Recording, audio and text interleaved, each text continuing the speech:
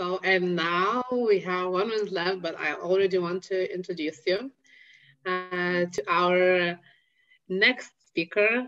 So, Bob Willis. Hi, Bob. Welcome to Agile Tour. Happy to see that you're in a good mood. Yeah. So, Bob is also the evangelist of Agile for 30 more years, right? We have extensive experience just like everybody else. So I think I will not waste any more time. Just going to give you a word. So you say a few words about yourself and just looking forward to hear. Sure. I'll share my screen and hope that works. So let's try that. Okay. Just both of those. Okay. Can you see this screen okay? Good. All right. First thing, thank you guys for having me back. I spoke at this awesome conference last year. So I'm not doing the same slides again. Don't worry. This is a different topic. But I thought it was worth, last year we were talking a lot about COVID. This year, we're kind of coming out of that in a way. A lot of us, I know at IBM, are going back into the office. Some of us are doing this kind of hybrid team kind of structure, if you like. But I thought this time I'd talk about kind of going back to what it's all about really what things we can do to make sure we have a good basis for agility. I know Brian Marek end of yesterday, had this awesome talk about things to avoid, the kind of wheels you don't want to reinvent. And this kind of is maybe a more, not to avoid, but maybe to emphasize some of the things that we're perhaps already doing. So hence the kind of doubling down bit that I've got in the title here is that we're trying to strengthen our commitment to the agility that we're all kind of doing anyway. So we're really making sure when we're kind of coming out of this that we're doing the right things. So a little slide about me. This is almost like more badges than a Boy Scout in a way, but the point of it was not for this to be a boasting slide, but for this to essentially say that in my role at IBM as an enterprise agile coach, everything goes. Whatever context you're in, we don't push one particular framework or methodology. It's looking at your environment and what is most appropriate for your organization at any point in time. So kind of agile agnostic, if you like, is what I kind of go by. I've been involved with Agile for over 16 years now, different flavors.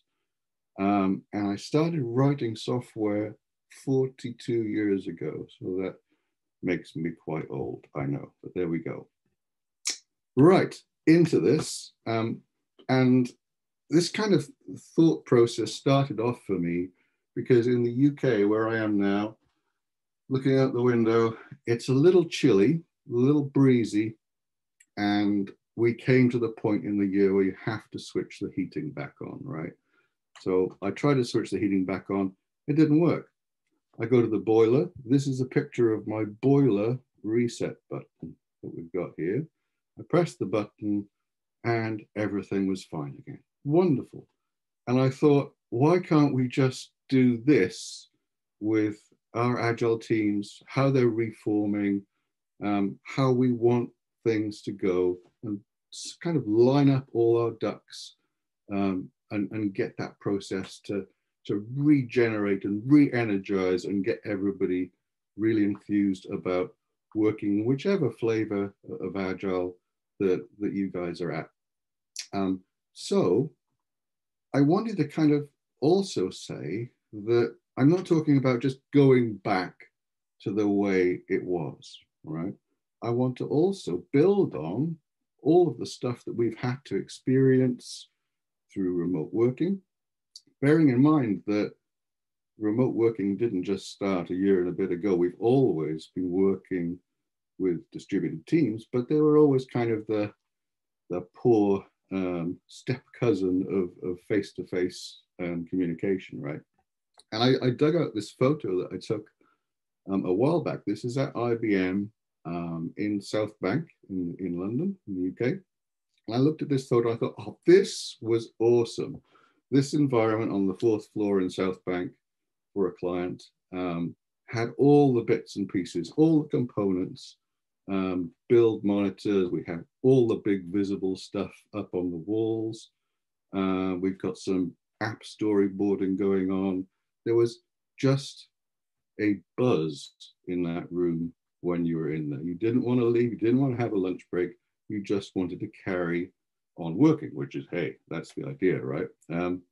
But still, I guess the other thing is, how does this fit in with how we're going to work now? So we have to take all of those good nuggets and marry them with probably a lot more tools available now than there used to be, a lot more mechanisms for effective collaboration in a distributed world. But we don't want to forget this stuff, right? So building on both of these, I think Alistair Coburn, I saw something on LinkedIn that he posted today or yesterday, saying that back in Uppsala in 2001, I think it was, he said that he would never want to work in a distributed manner. It just wouldn't work. And he kind of ate his words a little bit, but gave the analogy that working agile, distributed is like running a marathon wearing hiking boots. Yeah, you can do it, but you'd rather have some nice Nikes on to do it if you really were honest with yourself. So kind of like that quote. So we're going to move forward. We're going to look at different areas that I've picked out for you guys just to jog your memory, or hopefully to introduce maybe some new concepts you haven't come across. By the end of this talk, you can maybe have some good nuggets to take away with you. So I had to pull this little set of pie charts out. I'm not going to talk about waterfall, the methodology who shall not be named, but really I'm more interested in the pie chart on the right, because this was from the chaos report that Standish Group does every 2 years. This is from 2018. I'm not sure because of COVID if they did one last year. I'll have to dig that out. But this data, probably even more valid because it's pre-COVID, and 50% of agile projects in all the organizations that they researched had some issues.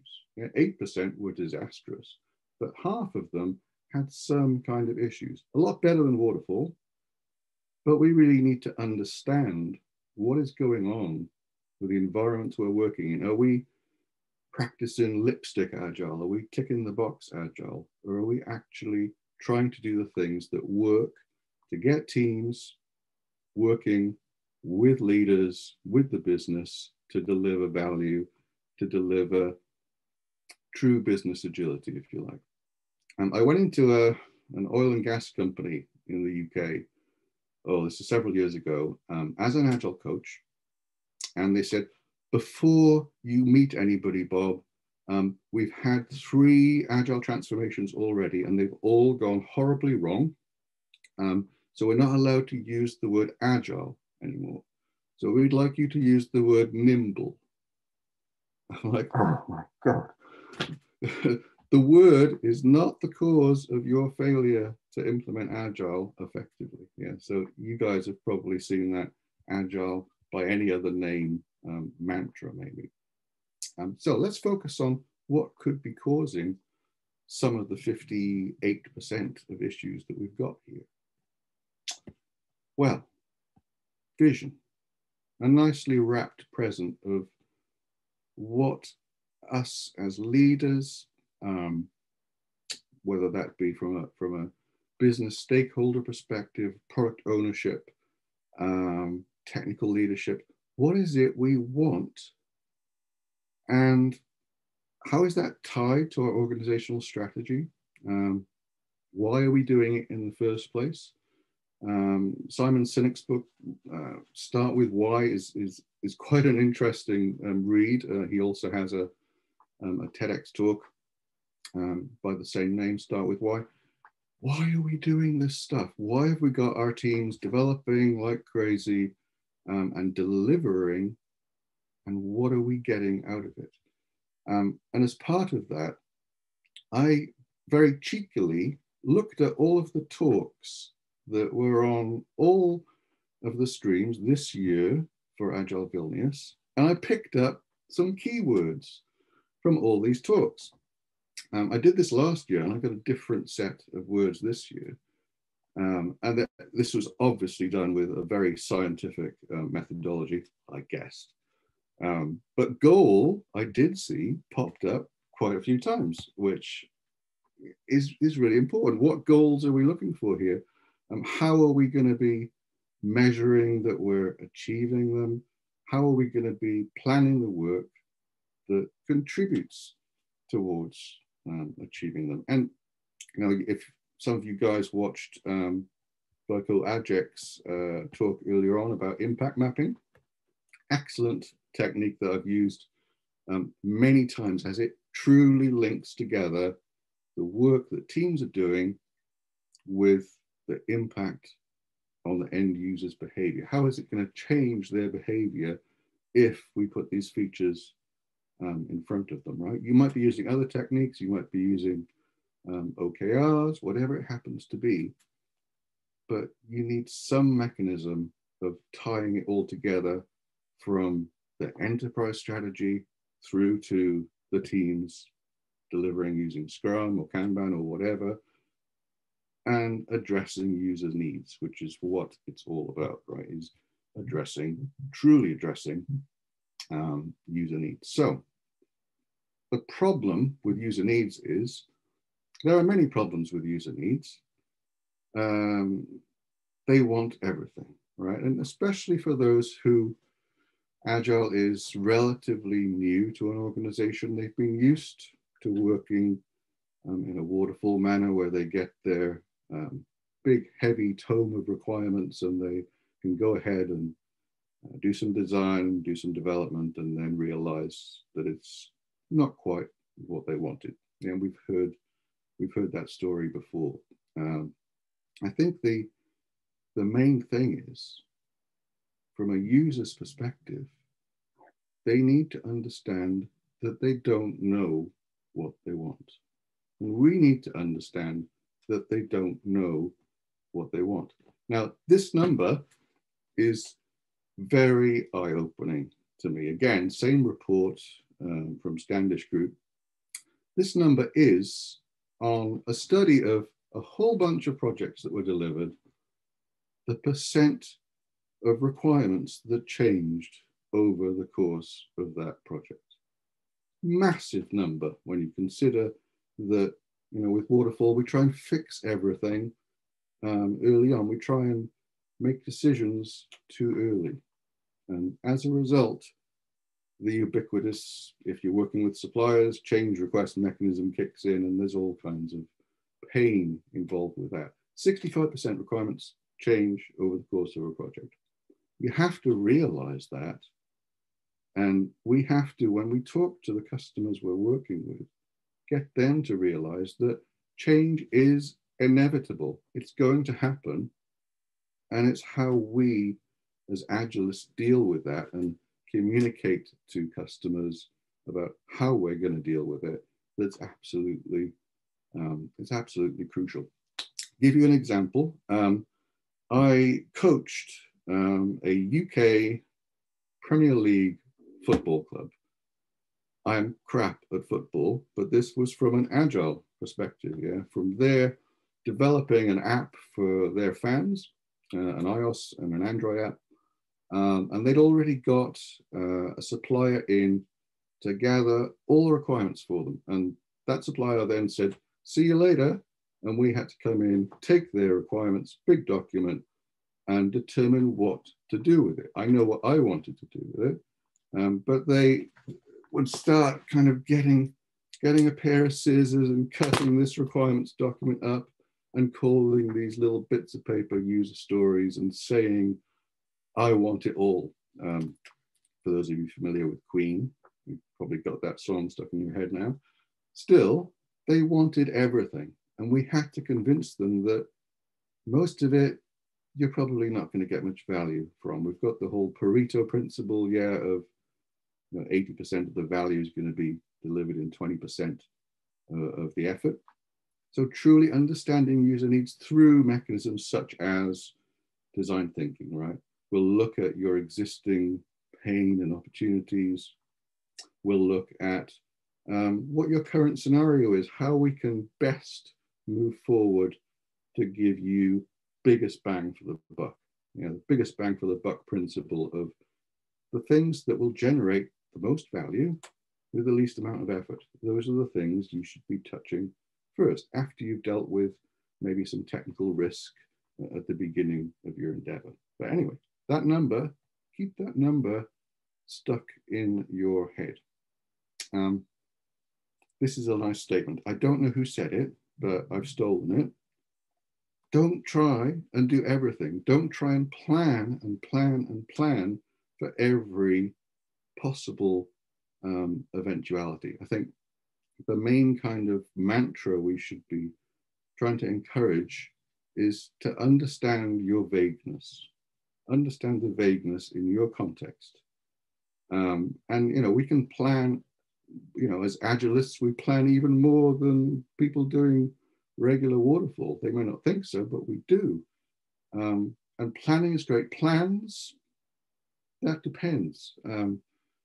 Mike Tyson, the esteemed business advocate, once said that having a plan is great until you get punched in the face. We all know Mike Tyson, right? And this is very true. Yeah, we've got to be able to take the blows, bob and weave, and get the thing done to the point where we understand what done really means. And then that will progress the more and more as we gain feedback. Feedback is king.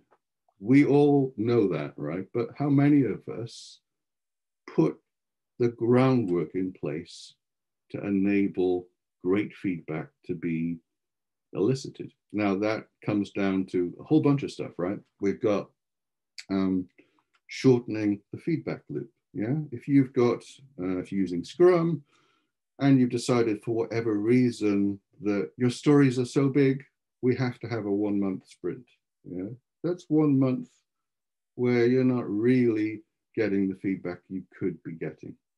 Where you have product owners that treat a sprint review as an approval mechanism for stories. That's not its purpose, right? We should be getting stuff in front of product owners as soon as there's some value to be gotten from actually demoing that stuff to them. So feedback is king. Shorten the cycles.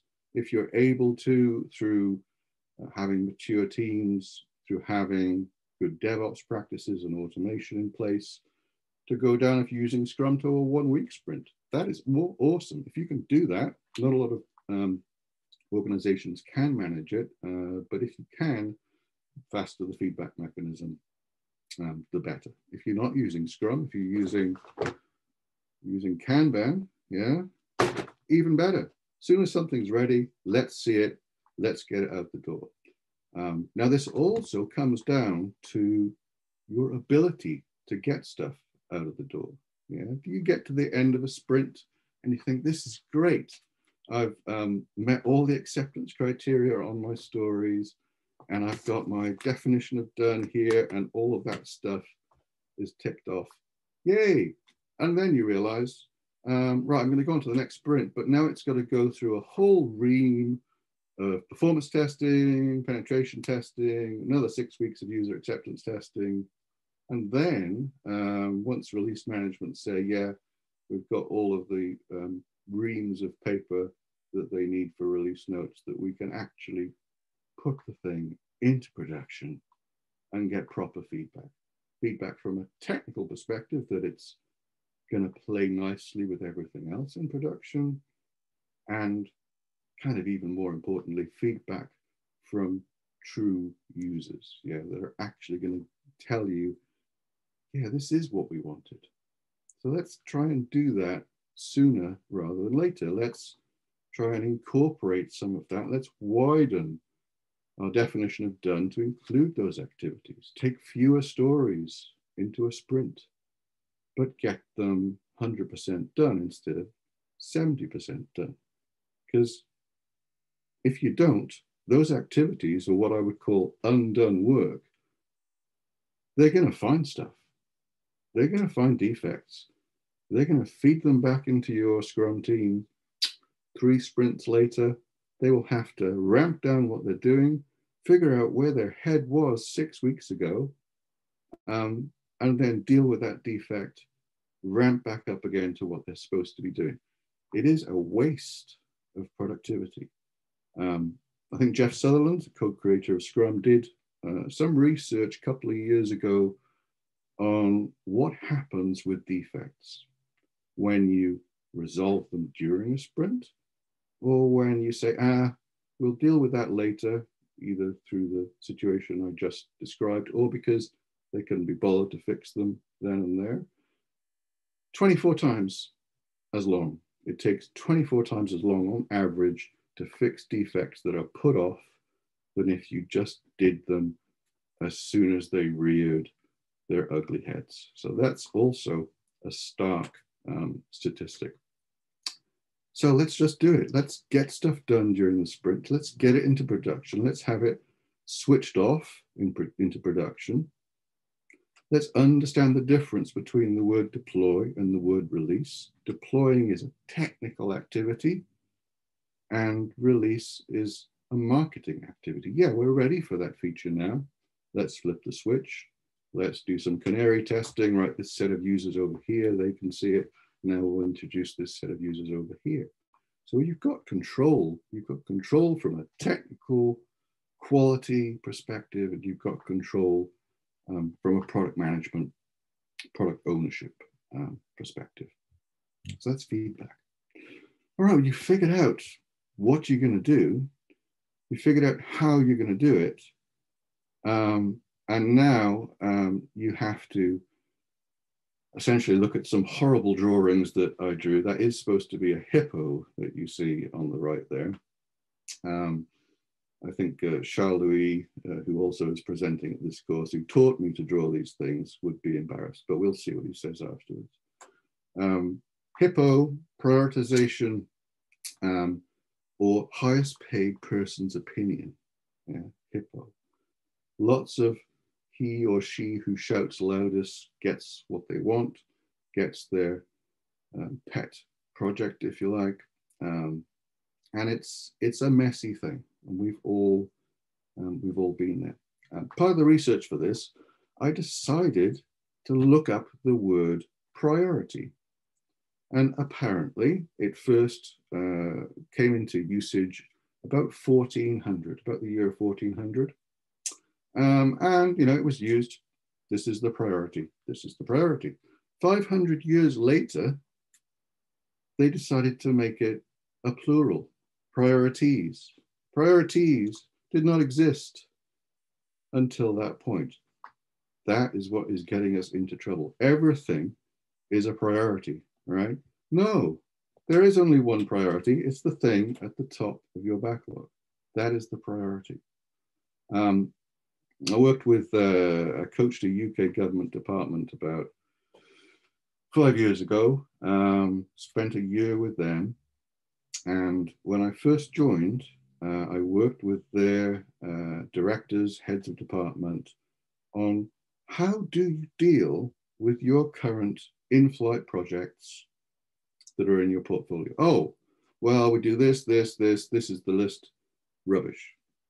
So we sat them down. Right, what is important to you as an organization, which should influence the way you prioritize? Oh, well, there's some standard things, and I know that weighted choice job first has been brought up on a few of the other talks, but it's a pretty good mechanism. I didn't tell them we were doing that. I just wanted to know what was important to them.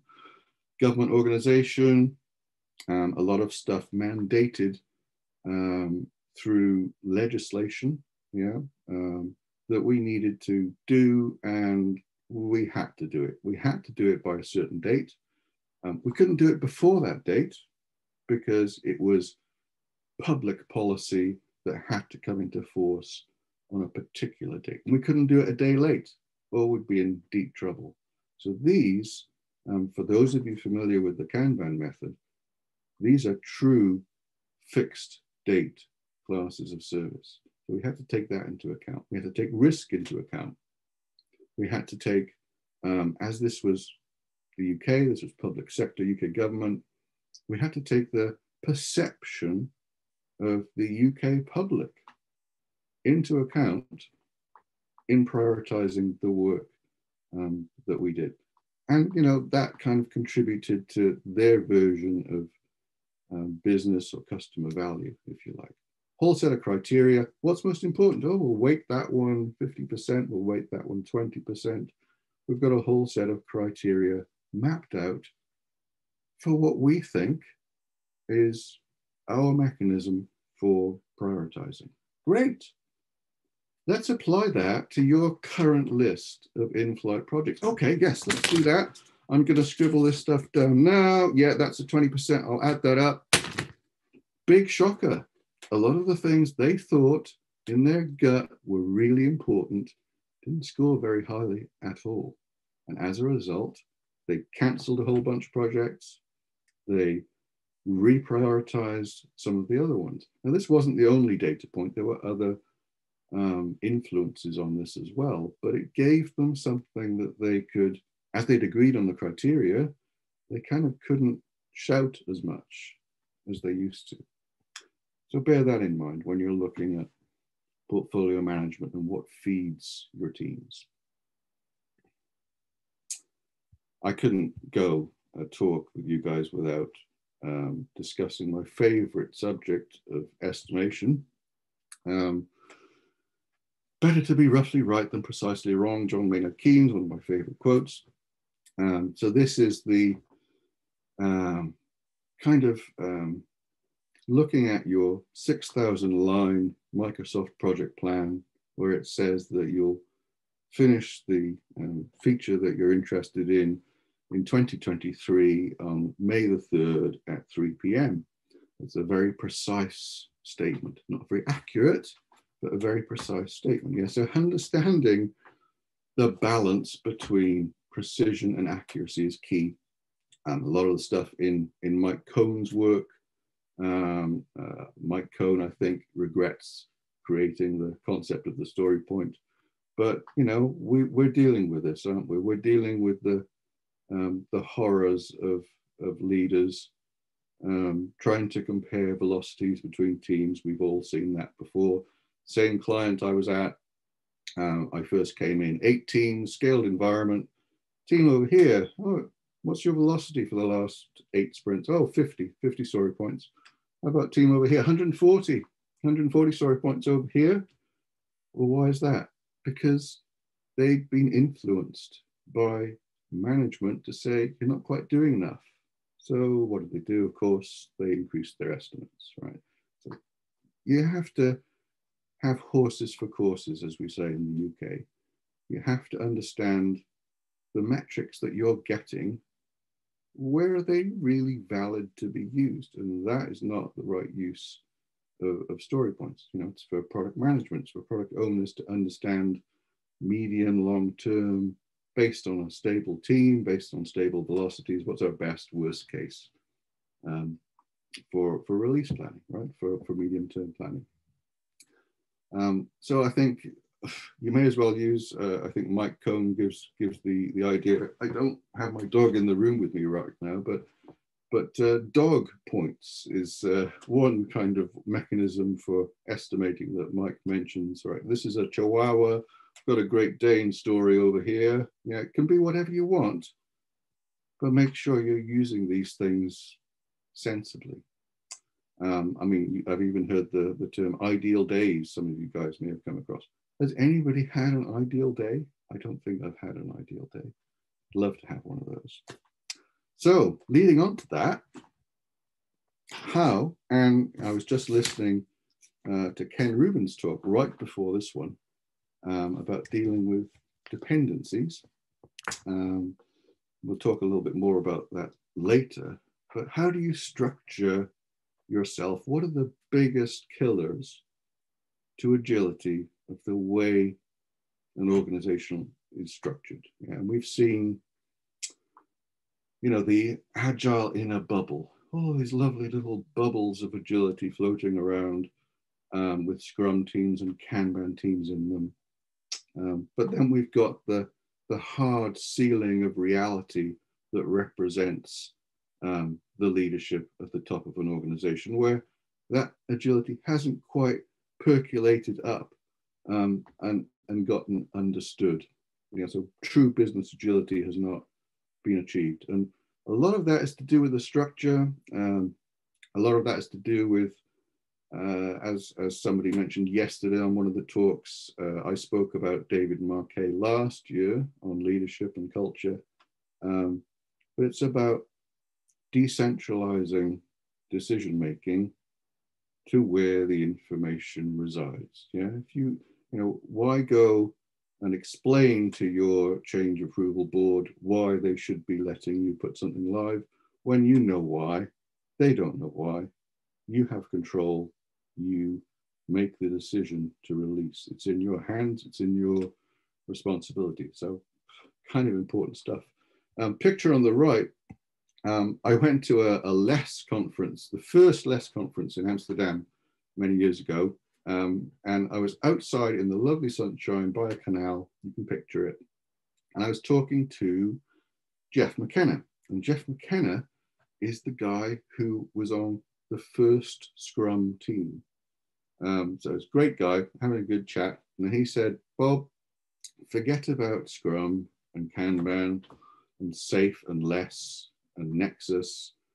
If you want true agility, get a large hammer and smash as many silos as you can, because that's what's killing you. Silos from an organizational perspective and within teams. Yeah, skill silos. No, I only do Java development. I'm not going to help out with testing. I'm not going to help my team get over the line. We don't want that, right? Unit of delivery is the team. It's not the individual. So we have to, as a team, make sure we can get over that line. I think also, if we look at this slide here, I'm glad I found this picture. I love this picture. But I think you know what she's feeling. And this has been exacerbated through remote working as well, where we get to the end of our Zoom call and we've immediately got another Zoom call and then we've immediately got another one, and it's overloading what we're doing. From a team perspective, from an agile team perspective, cognitive load is a very interesting concept. I urge you to Google the work of John Sweller, who came up with this. But it's looking at the three different kinds of memory you have. And working memory, you only have so much of it. So be very careful what you load into your working memory. If you have team members who, they're supposed to be Java developers, whatever it happens to be, they have great skill in that area, but they're being forced to do release management activities, or they're being forced to do a lot of administrative stuff that's out of the realm of what their true skills are based on. That's clogging up your working memory. Only try and focus on what you're supposed to be doing. This whole concept of context switching, right? We all know about that. But part of the issue here is how your teams are structured in the first place. It's a great book by Matt Skelton, Team Topologies. Kind of builds a little bit on what Ken Rubin was saying about how you structure your teams appropriately. You'll never get rid of all dependencies, but you can at least understand the impact of your team structure decisions and what you're going to get at the other end of the pipe. Yeah. So yeah, we've encouraged feature teams. As far as team topologies go, the closest to that is called a stream aligned team. So stream aligned for your product or service across the value stream, trigger to value delivered, soup to nuts. These are all the people and systems we need on that team. And it talks about other teams, enabling teams such as your DevOps teams, platform teams. And for those situations where you truly need specialist knowledge, then complicated subsystem team, or what you might call a component team, is discussed here. So a very good book. I recommend that one highly. But you pick the wrong structure, you're going to affect your team members' cognitive load. You'll get less done. You'll get team members who are frustrated and demoralized. So this is not something to kind of take half-heartedly. This is crucial to getting hyper-performing teams so that we can truly deliver. And to deliver, we've got to, poor guy trying to wade through that lot of boats in his way, stop starting, start finishing. You guys have heard this song before, yeah? This is all about reducing the amount of WIP, work in progress, in a system, because reducing work in progress has all kinds of good stuff that come with it. The main issue is explaining to leaders why doing less will get you more. Yeah? But reducing WIP is going to be key to having consistency, you know, to having predictability. And that's what leaders want.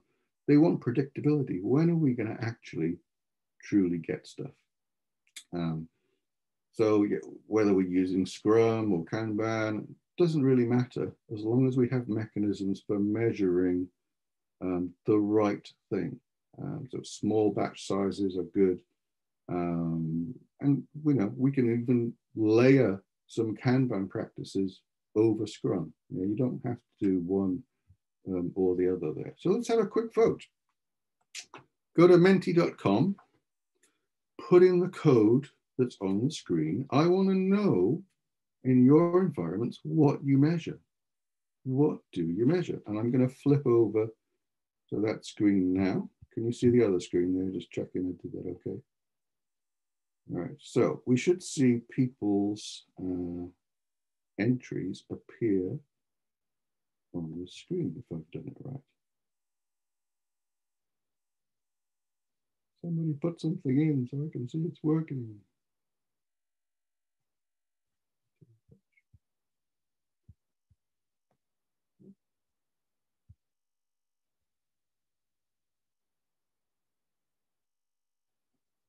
I'm going to refresh it. Maybe that will help.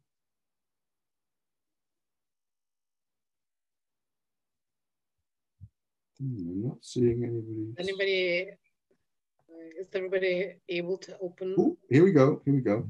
Okay. Good. All right. All right. Definition of done. Okay. Precision of time estimation. Interesting. Any more for any more? What else do you measure? What metrics do you have? You must have some in your organization. Let me see.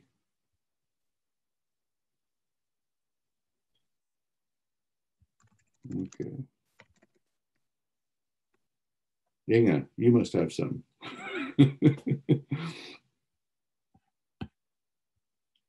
All right, I'm going to give it a few more seconds.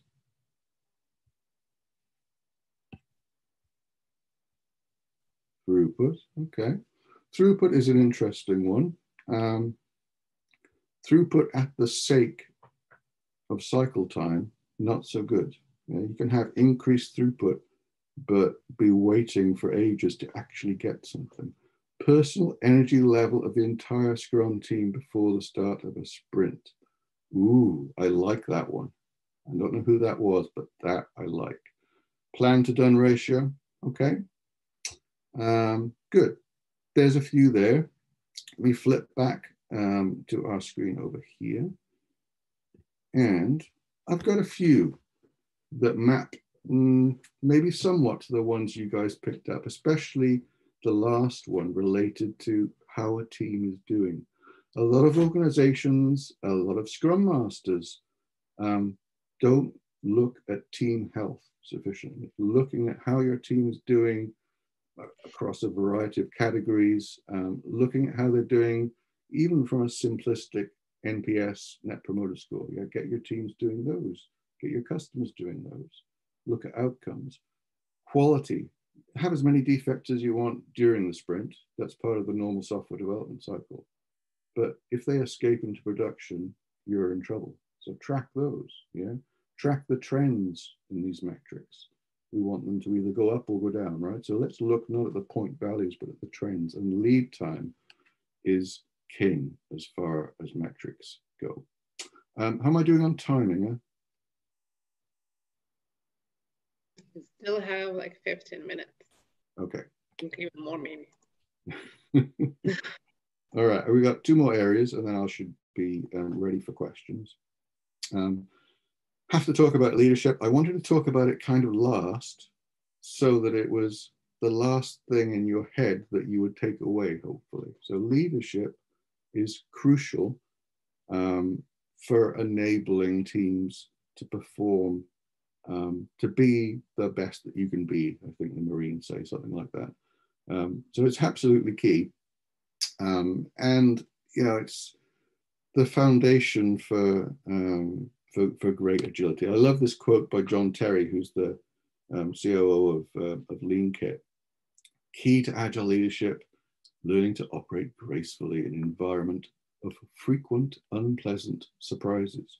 So this is, you know, leaders kind of being vulnerable, if you like, and admitting they don't have all the answers, that they need you guys to be making some of those decisions, investigating some of those directions that you need to go in. It's not all up to the leaders to do that. They need to provide you with the environment to do it. And I picked this bit up yesterday, Dr. Karen Sobel-Lejeski. If you Google that, this was some interesting reading around something I hadn't come across before, soul-based leadership. And she got this concept from being on a trip and getting on a helicopter, 4 people on the helicopter, and the pilot said to air traffic control, I have 4 souls on board. So apparently, when you talk to air traffic control, you know, when you're flying in a plane or a helicopter, you could be carrying dead people, yeah? So they distinguish between the two by saying, I've got 4 souls on board. She picked up on this, and especially with remote working, we were looking at, you know, am I on this Zoom call? You know, I've got another 6 people on this call. Am I really visible? Am I really valued? Do people understand how I'm doing today? Yeah, a lot of the stuff to do with, if you look at core protocols, has some techniques to try and enable this kind of what Karen calls aliveness. Yeah, are you truly alive in your team? Can you bring out, as a leader, can you bring out the humanness again in your team? Even if you're still working remotely, you have to be aware of this. It's a lot easier to do face-to-face, but even then, you or mine might still be, even though I'm in a physical room, no, I'm on a Zoom call. These are just avatars in front of me. No, these are real people. These are real people, guys. And you have to understand that appreciation. I picked this up from Facebook today. Don't know who put that up there. Just appreciation, your productivity will soar. People will go the extra mile. And this naturally leads, our last couple of slides here, to this. What am I looking at here?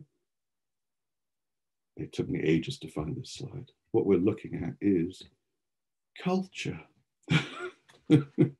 Culture is the basis for all this. The work of you know, John Cotter in his books Leading Change, Accelerate. You know, it's the foundation for great teams, great organizations. And the leaders who get this wrong think, right, oh, we're doing this agile thing now. We've got to change culture, not that one. Right, we're going to put this culture of agility in place. No, you can't do that. You have to put the right practices. You as leaders have to go first. You essentially have to create the right environment for teams to figure out themselves what the right kind of culture is. A couple of bullets here that kind of build one upon the other. If you want your team to deliver value, change the way they work. If you want them to do it more efficiently, then we have to figure out how the team's culture is going to change. Change the culture, the workers messing around with them is not going to help you. You have to change the system. So these are the concept of systems thinking, looking at the whole. Managers can change the system. You can change the environment in which your people are working. And you guys, I encourage you to consider that. Thank you very much. Questions? Thank you, Bob. So do we have any questions from anybody? I don't see any written, at least, but do we have anybody brave who would like to speak up? Stop sharing. Anybody? Or should I point fingers? Okay, yeah, I actually have a question. Yeah, so you mentioned the culture, and I have to agree with you a lot because especially in IT world, we quite often have like projects as a machines, you know? They are just starting from the planning and ending up with some kind of result, you know? And all this in between cultural level is often forgotten. Yeah. So when you say like back to the basics, I think that like probably I would like to know your point of view when it comes to, okay, let's say we have very complicated project, very complicated customer, lots of dependencies. So where to start simplifying everything from your point of view? Well, I think that's the word, isn't it? Simplifying. And very complex customers, as you put them, we need to have the right conversations with them for them to truly get it about why we're doing things in this agile way. A very complex project with a large amount of dependencies. You know, and again, coming back to what Ken Rubin was saying, I asked him for his slide deck. It looked very interesting. But yeah, the structure of your organization, the Conway's law of your end result software product will be a reflection of your communication mechanisms and the team structure is really true stuff, and you see it over and over again. You know, you have a database team on its own, you're going to get a monolithic database at the end of it. So looking, especially, take a look at the Team Topologies book that I mentioned earlier on, about how to structure teams effectively. Yeah, we're not going to get rid of all dependencies. We will mitigate the effects of them appropriately. But we need to be also focused on value, where that prioritization stuff comes in, where that connect with our customer and our users, that this is a combined collaborative mechanism that we're using here, getting them to understand. I talked about estimation earlier. In my view, the main purpose of doing estimation with a team is not to get an estimate. It's to get a shared understanding of the work that's involved, and thereby, you know, you can look at mechanisms for reducing complexity. And yeah, that's a good point. And about this structuring teams. So do you think it's enough to structure only the project team itself within the organization, or the whole organization also should move one way or another? Change? Well, I mean, yeah, I mean, good point, good questioning. I mean, it's baby steps, isn't it, really? But we need to, if we can, have a parallel track of introducing agility bottom up from the teams, but also coaching leadership as to what their responsibilities are, in order that we can, you know, propagate agility throughout the whole organization. Even something as simple as, if you look at the Scrum Scale framework, the mechanism for resolving impediments quickly. Yeah, having teams of teams, scrum of scrums, scrum of scrum of scrums, all the way up to the top where you have your executive action team, if you look at Scrum at Scale. It's their objective to shorten the feedback loop, to reduce decision latency so teams can get the answers they need so they're not dead in the water. So some techniques such as that, but really, I think education from the perspective of leaders is absolutely